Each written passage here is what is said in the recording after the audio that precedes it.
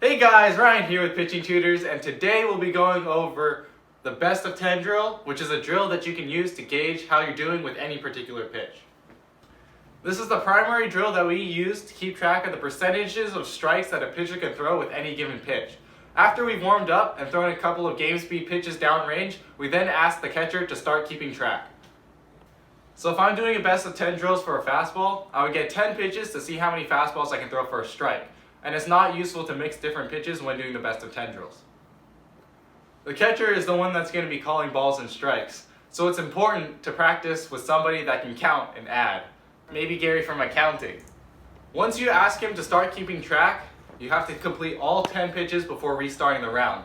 Just like in a game, there's no do-overs. So since we only do 10 pitches per round, we usually do about 4 to 5 rounds in a practice, and sometimes more if we're not satisfied with the results. You could do a round for all of your different pitches to see how accurate you are with each one. This is a great drill for beginners because it gives them realistic feedback and lets them know where they are. Coaches should use this as an indicator to see which kids are ready to be put into a game.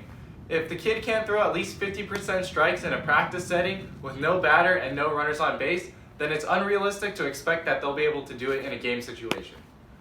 And if none of your pitchers can throw at least 50% strikes, then consider putting in the person who can throw the highest percentage. Work with what you got. This should light a fire underneath all the kids that say that they want to pitch, but are not quite there yet. It also gives an unbiased way to reward pitchers based on merit. And sometimes we'll do a best of 10 drill and see that a pitch isn't quite working. We may spend a few rounds making adjustments to that pitch and then go back to the drill at the end of practice. Also for this drill, it doesn't matter if you hit the exact intended location for the pitch. As long as it would be called a strike in a game, you get credit for the pitch.